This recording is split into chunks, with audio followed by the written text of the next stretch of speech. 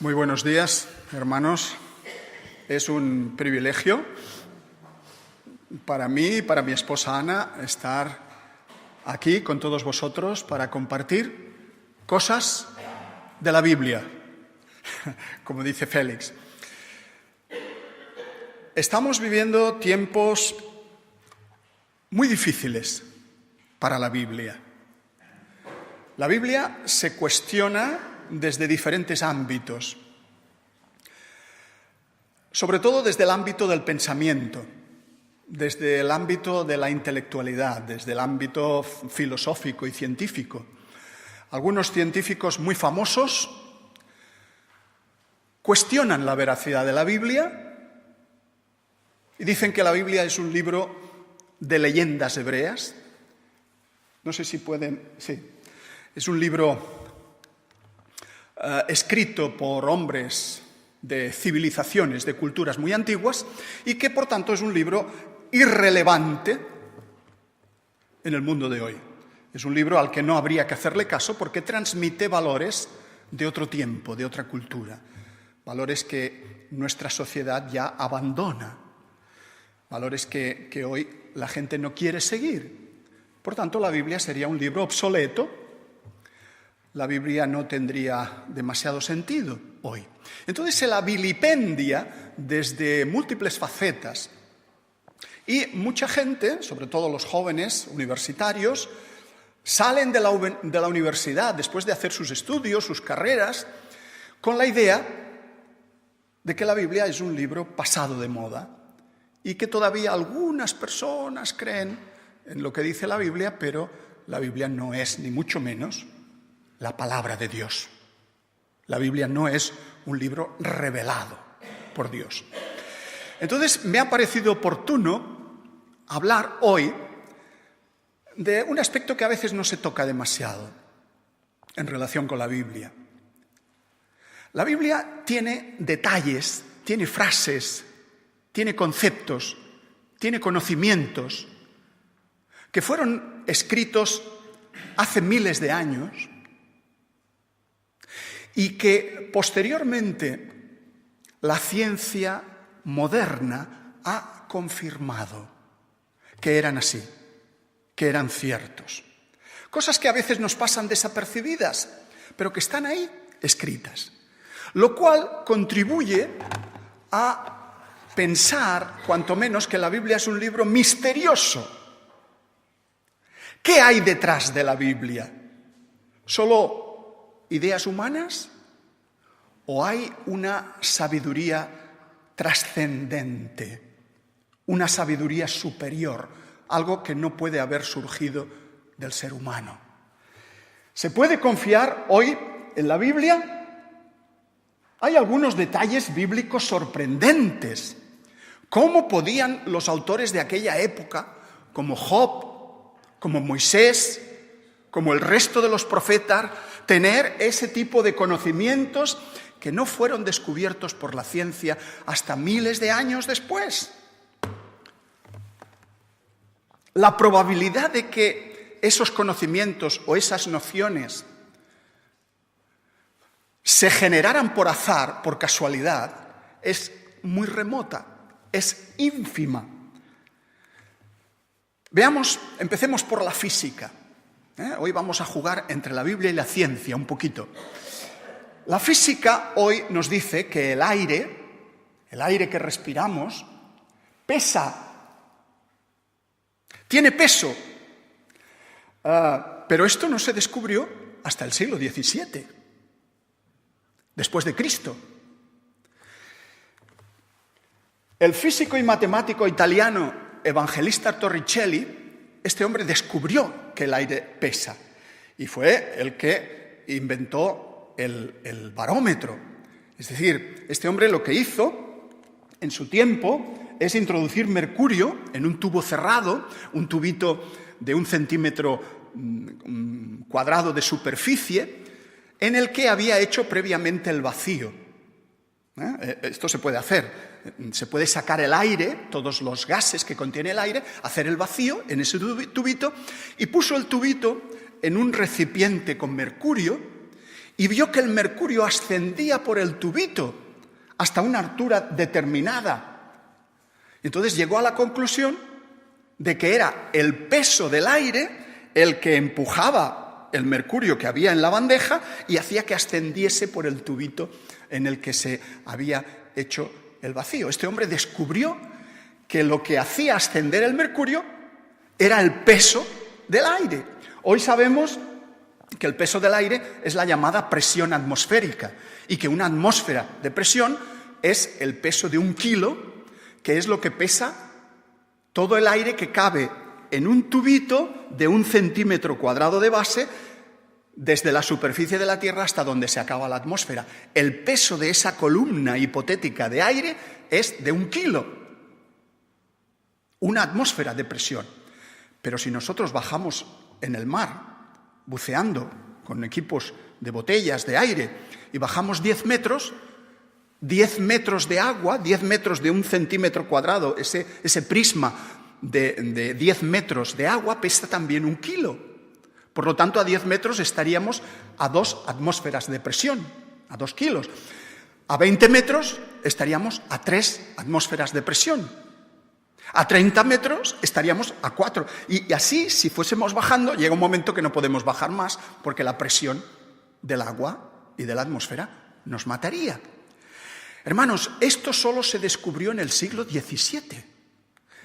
Y fijaos lo que dice Job. ¿De dónde pues vendrá la sabiduría y dónde está el lugar de la inteligencia? Dios entiende el camino de ella y conoce su lugar porque Él mira hasta los confines de la tierra y ve cuánto hay bajo los cielos. Al dar peso al viento. Al dar peso al viento y poner las aguas por medida. ¿Cómo sabía Job que el viento pesa? ¿Cómo sabía Job 2000 años antes de Cristo? Se cree que el libro de Job, como sabéis, es el más antiguo de la Biblia, que se escribió hace como 2000 años antes de Cristo. Job no era físico, como Torricelli. Entonces, es muy improbable que Job llegase a esta conclusión por medios exclusivamente humanos. Alguien se lo tuvo que comunicar. Alguien se lo tuvo que decir. Esa sabiduría no es humana en ese momento. Sigamos con la física. La física nos dice que la Tierra se envejece, que la Tierra está constantemente cambiando. Pero esto no se supo hasta que no se enunció la segunda ley de la termodinámica, que fue definida a mediados del siglo XIX, en el año 1859, por el físico Rudolf Clausius. Todas las cosas tienden a desordenarse con el tiempo. Esto es lo que en física se conoce como entropía. La entropía es el grado de desorden. Uno hace una casa y la deja 200 años sin pintar, sin limpiar. ¿Y qué ocurre? La casa se deteriora, se estropea y se viene abajo con el tiempo. Esa es la entropía. Ese es el grado de desorden. Las estrellas se apagan, el calor se disipa, los materiales se mezclan, se amalgaman y solo se puede sobrevivir en un mundo así, en un mundo que impera la segunda ley de la termodinámica, consumiendo energía. Las células vivas siguen vivas porque comen, porque se nutren de energía. Si no, la segunda ley de la termodinámica las deterioraría. Y tarde o temprano también llegan a deteriorarse, como todos sabéis. Todos envejecemos. Ya no tenemos las células que teníamos cuando éramos jóvenes. Esa es la segunda ley de la termodinámica. Fijaos qué versículo del libro de los Salmos. Desde el principio tú fundaste la tierra y los cielos son obra de tus manos. Ellos perecerán, mas tú permanecerás y todos ellos como una vestidura se envejecerán. Que los cielos se envejecerán. Pero qué idea astronómica tan extraña para la época en que se escribieron estas palabras. Como un vestido los mudarás y serán mudados Y dice el profeta Isaías: alzad a los cielos vuestros ojos y mirad abajo a la tierra, porque los cielos serán deshechos como humo, y la tierra se envejecerá como ropa de vestir. Esto es la segunda ley de la termodinámica. La ley de la entropía, descubierta miles de años antes de que los científicos la descubrieran. Pero mi salvación será para siempre, mi justicia no perecerá. Dejamos la física y nos vamos a la geología. La geología, como sabéis, es la ciencia que estudia la tierra, las rocas. Pues el ciclo del agua, hoy lo saben hasta los niños de primaria.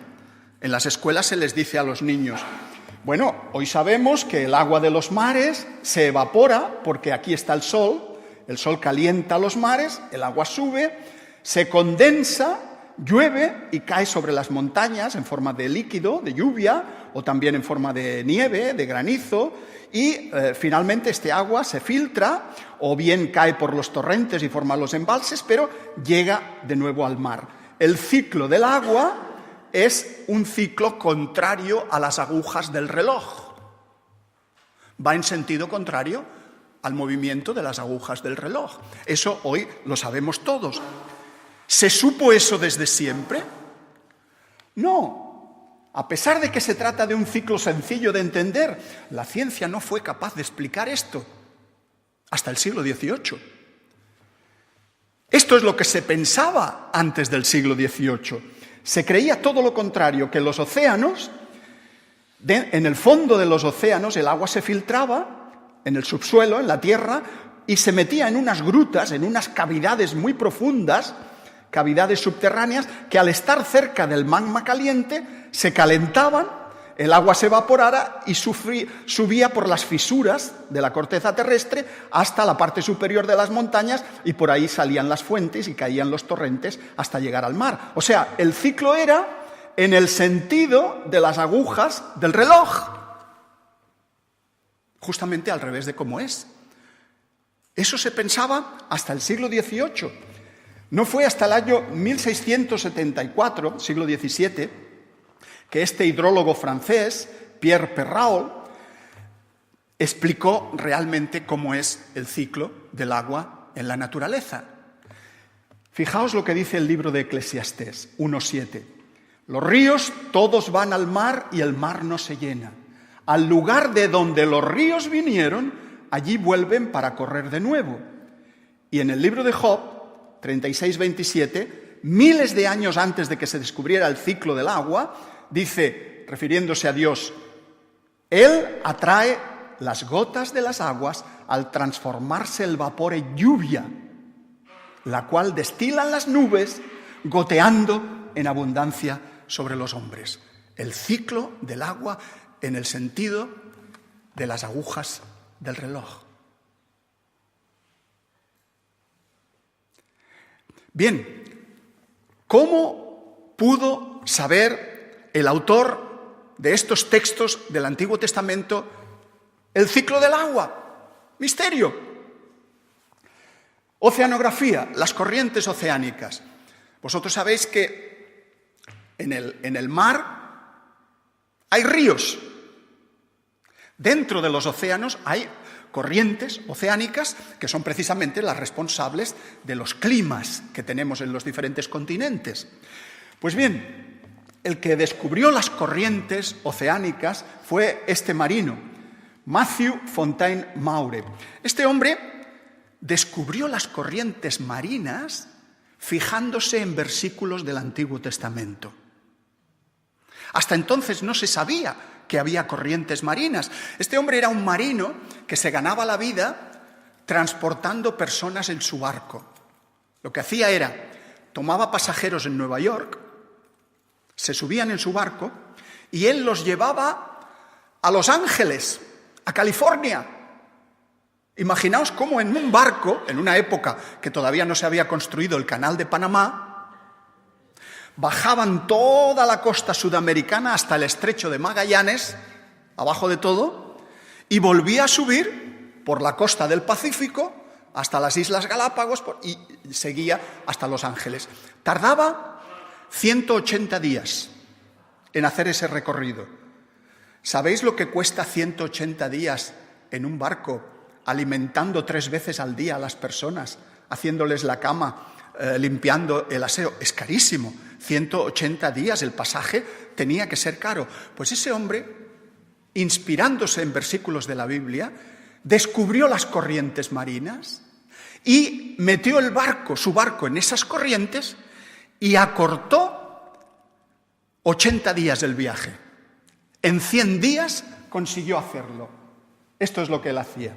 Desde Nueva York hasta California, de 180 días pasó a 100 días.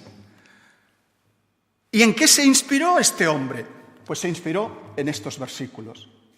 Así dice Jehová, el que abre camino en el mar y senda en las aguas impetuosas. Las aves de los cielos y los peces del mar, todo cuanto pasa por los senderos del mar.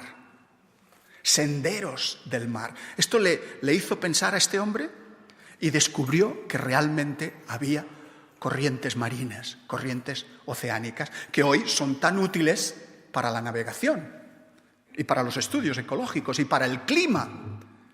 Si se pararan estas corrientes, los climas serían insoportables. Vendría una nueva edad de hielo, porque son las corrientes las que dulcifican el clima.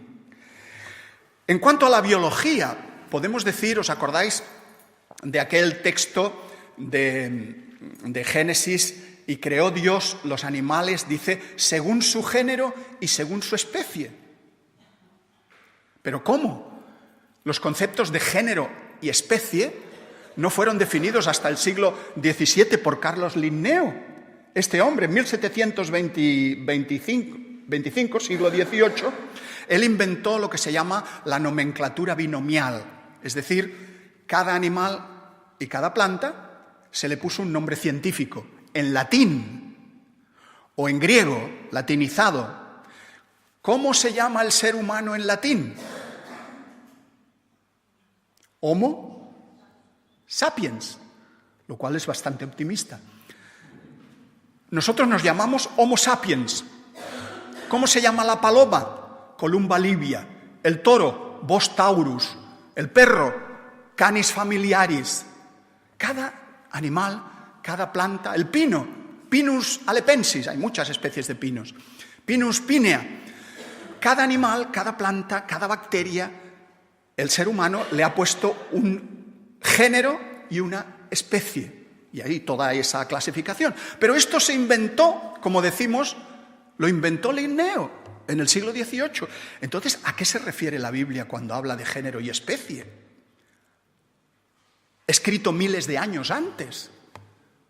¿Coinciden los géneros y las especies de la época en que se escribió la Biblia con lo que se inventó en el siglo XVIII por Linneo? Probablemente no.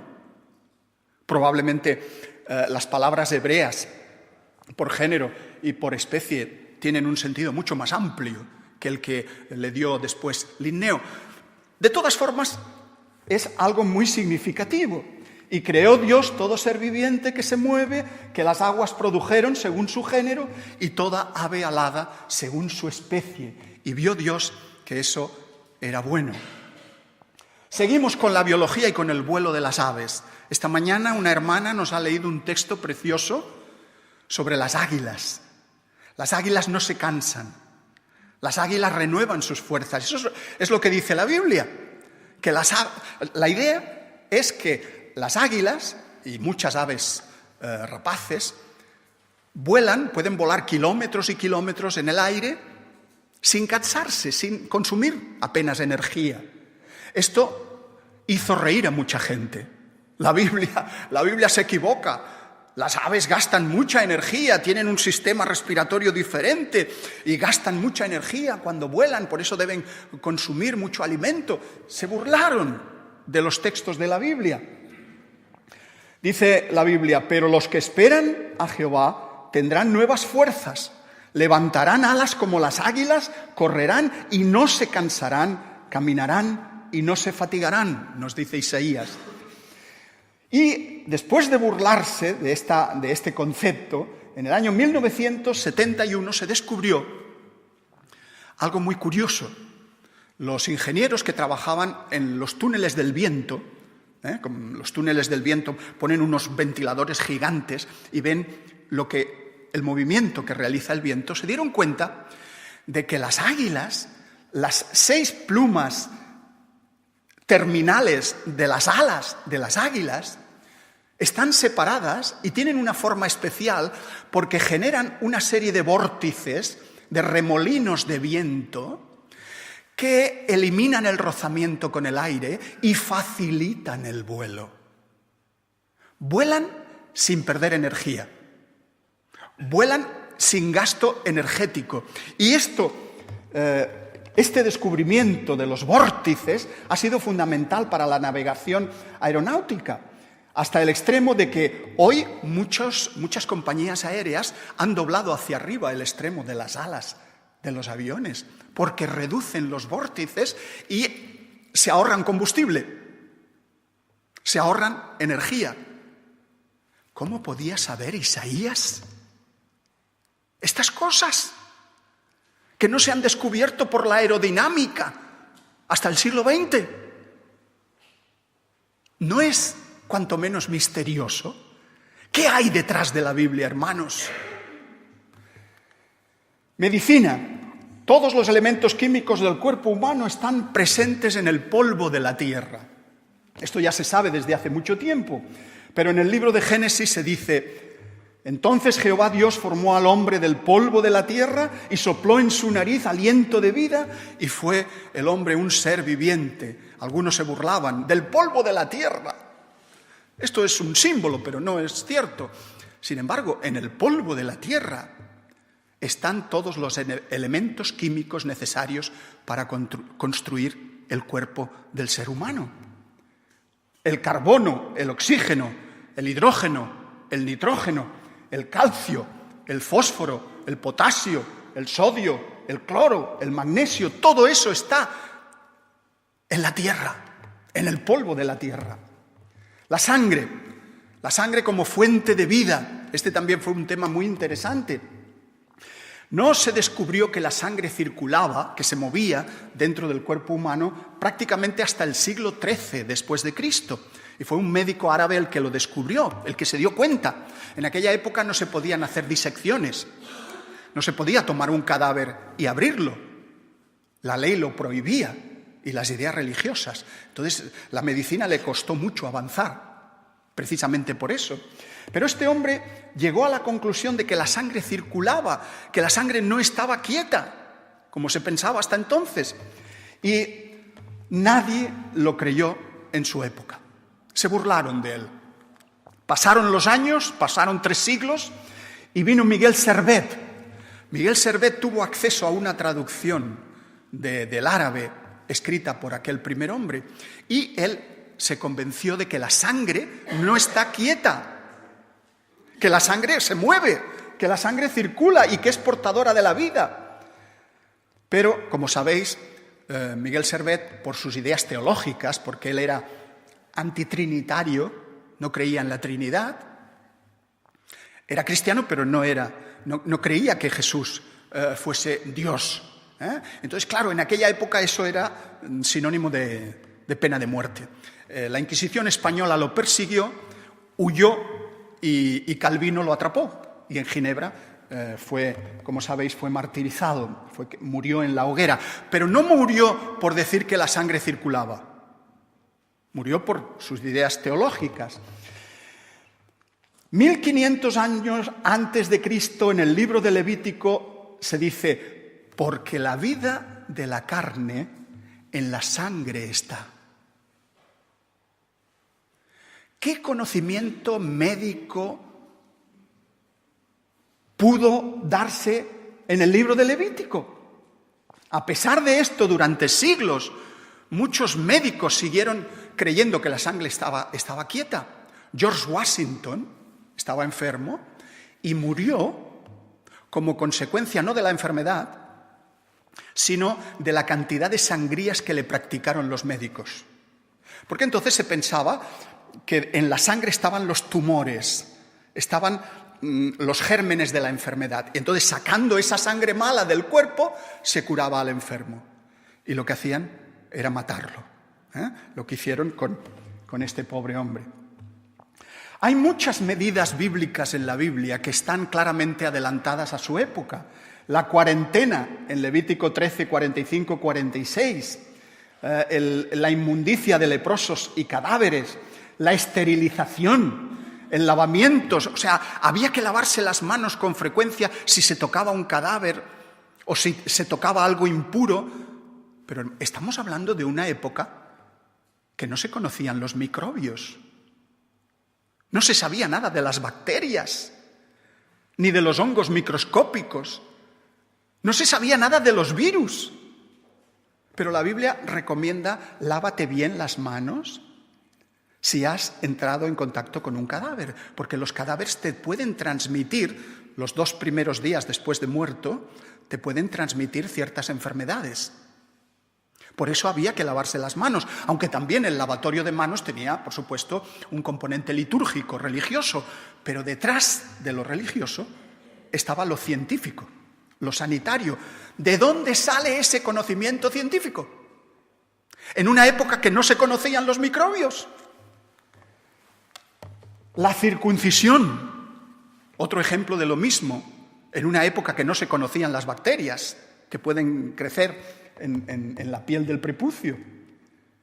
Lavarse en agua corriente, el uso de plantas medicinales, de hojas para la medicina, contra el estrés. Por nada estéis afanosos. El estrés hace enfermar a las personas. Y ya hay medidas antiestrés. El vino como terapia, un poco de vino a causa de tu estómago. Hoy sabemos que los taninos, un poco, sin pasarse. Hoy sabemos que los taninos son beneficiosos para el estómago y para el sistema circulatorio, los taninos del vino. Bien, y alimentos peligrosos, también se habla, alimentos que hay que evitar. Dejamos el mundo de la medicina y nos vamos a la cosmología. Fíjense en el primer texto: el universo tuvo un principio. Y dice la Biblia: en el principio creó Dios los cielos y la tierra.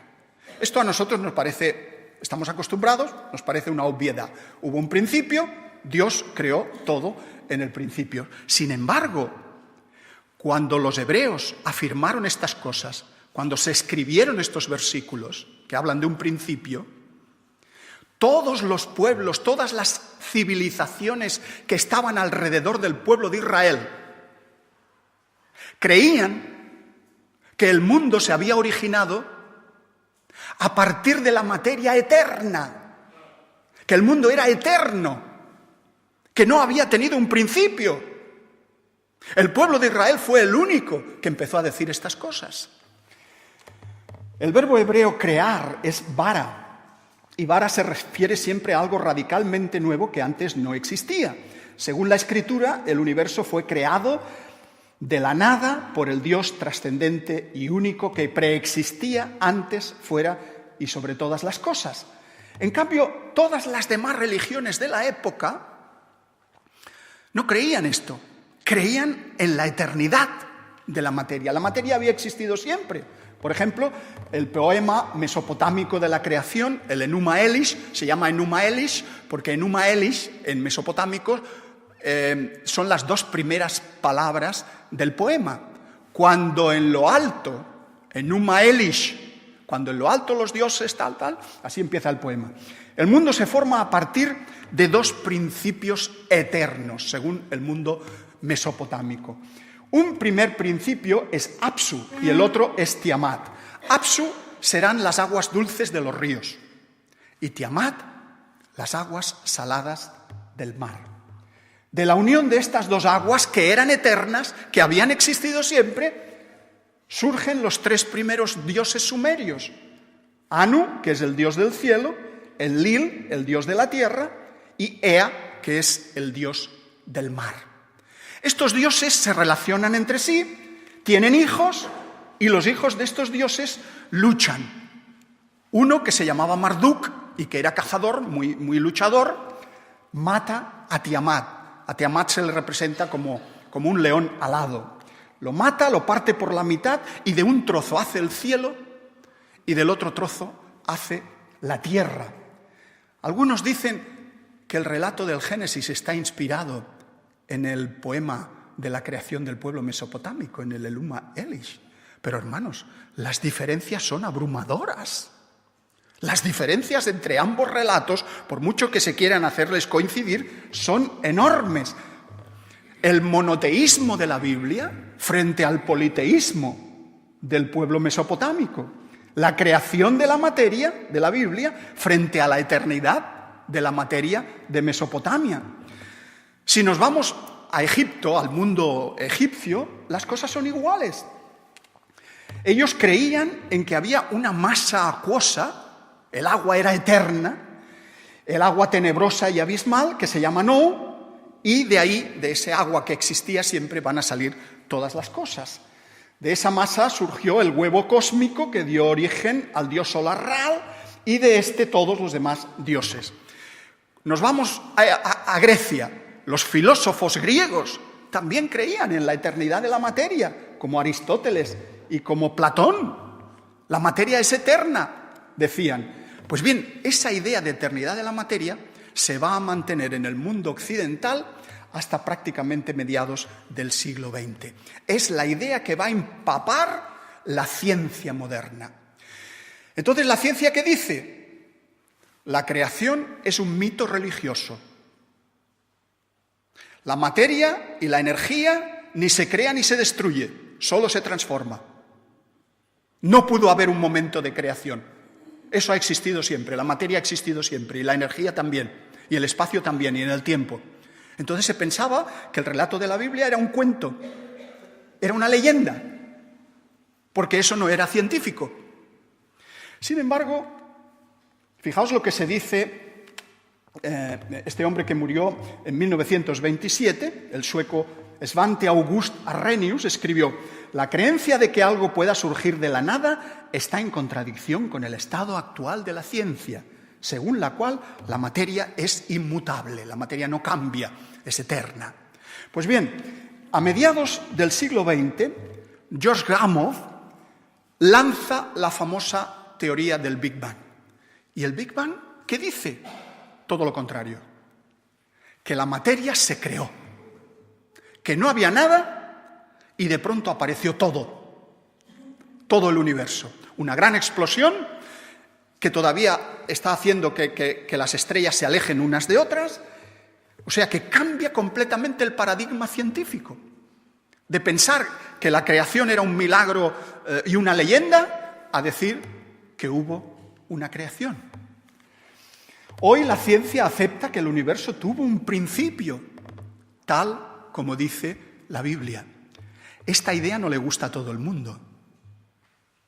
Esta idea le repugna a muchos científicos que son ateos, porque no encaja con su paradigma.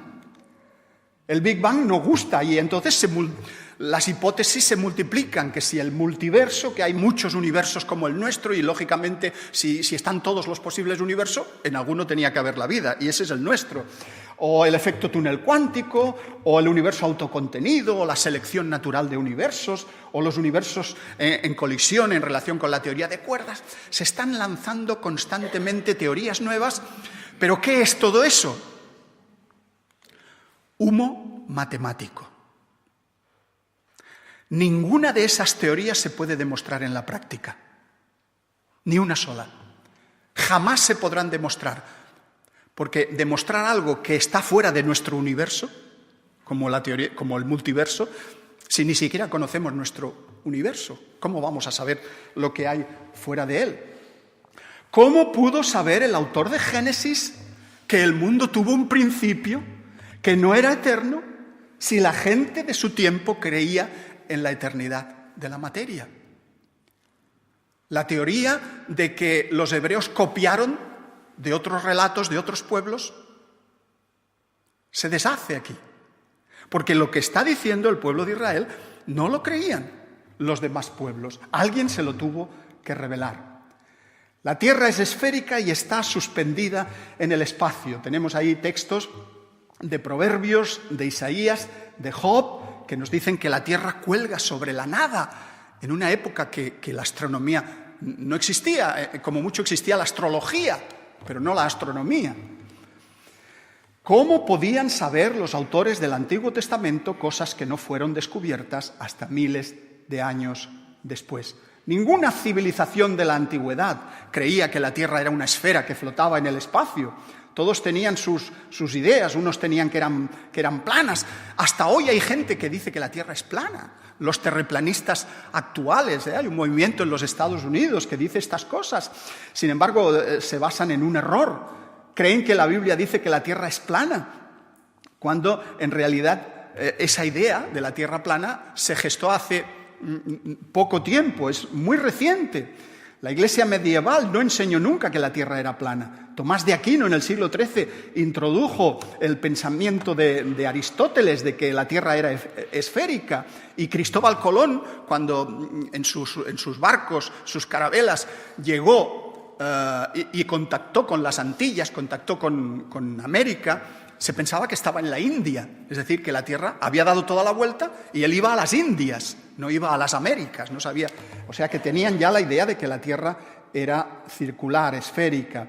Dice Isaías, Él es el que está sentado sobre la redondez de la Tierra. Es fascinante que la Biblia hable de esta idea de expansión y de la Tierra redonda que flota en el espacio miles de años antes. Las estrellas del universo son incontables. Hay un texto que dice, de cierto te bendeciré y multiplicaré tu descendencia como las estrellas del cielo y como la arena que está a la orilla del mar. Algunos se burlaban de este texto porque antiguamente las estrellas del cielo se podían contar a simple vista. Y a simple vista se contaban alrededor de 5.000 estrellas, no más de 5.000. Esto parecía una exageración, pero resulta que cuando se inventó el telescopio, las cosas cambiaron, porque se descubrió que en el firmamento había miles y miles y miles y miles de estrellas. Había millones de estrellas. Bueno, hoy se cree que en el cosmos existen unos 100.000 millones de galaxias. No de estrellas, sino de galaxias, que son supercúmulos de estrellas. 100.000 millones de galaxias. ¿Y cuántas estrellas tiene una galaxia? Pues hay unas que tienen más, hay otras que tienen menos. Si tomamos la media de 100.000 millones de estrellas por galaxia, tenemos que en el universo habría 10 elevado a 22 estrellas. ¿Cuánto es 10 elevado a 22? 10.000 trillones de estrellas. Bueno, esto es un número difícil de comprender, pero les voy a poner un ejemplo para entenderlo mejor. 10.000 trillones de estrellas, 10 elevado a 22, es el número de granos de arena de todas las playas de la Tierra. No de la Barceloneta solo, de todas las playas que hay en la Tierra. Es 10 elevado a 22. 10.000 trillones de estrellas. Como no puede ser contado el ejército del cielo, ni la arena del mar se puede medir, así multiplicaré la descendencia de David, mi siervo, dice el profeta Jeremías. 2 granos de arena de la playa. Vamos a la Barceloneta y vemos un grano de arena y el que tiene pegadito al lado. Son 2 granos de arena. Es nuestro Sol con la estrella más próxima a nuestro Sol, que se llama Próxima Centauri. Próxima Centauri es el grano de arena que tenemos al lado. Es la estrella, es el Sol que tenemos más próximo al Sol, pero está a una distancia de 4,2 años luz.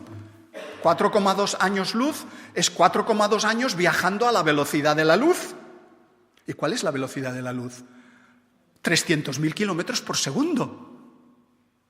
4,2 años viajando a 300.000 kilómetros por segundo, se recorren 42 billones de kilómetros. Un ejemplo de lo que suponen 4,2 años luz o 40 billones de kilómetros.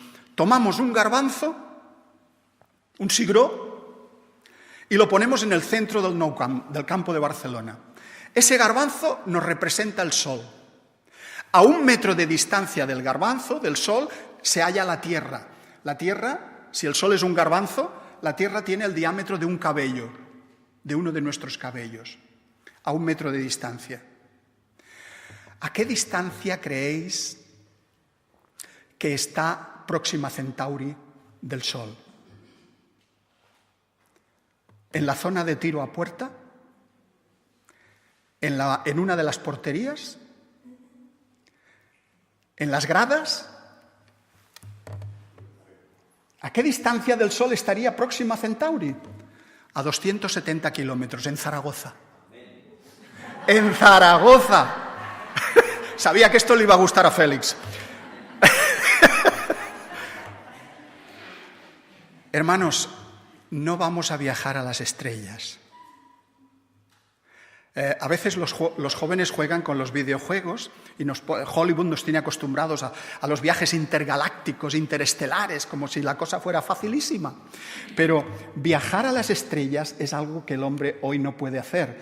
La sonda Juno fue la más rápida que llegó a Júpiter en el año 2015 y alcanzó, fijaos qué velocidad, 265.540 kilómetros por hora. No por segundo, por hora. La velocidad máxima alcanzada por el hombre. Pero es que esa velocidad es solo el 0,02% de la velocidad de la luz. ¿Falta mucho para llegar, papá? No, sigue jugando con la videoconsola. Los mejores viajes estelares de los videojuegos. Pasar de un grano de arena al otro de al lado, de un sol al otro, a esa velocidad nos tomaría unos 200.000 años de viaje. No vamos a viajar a las estrellas con la tecnología que tenemos hoy. Alguien dirá, bueno, pero dentro de muchos años quizá la tecnología pues hayamos avanzado, ¿verdad? Y podamos hacerlo. No lo sabemos. Puede que sí, o puede que no. Pero la perspectiva es bastante negativa.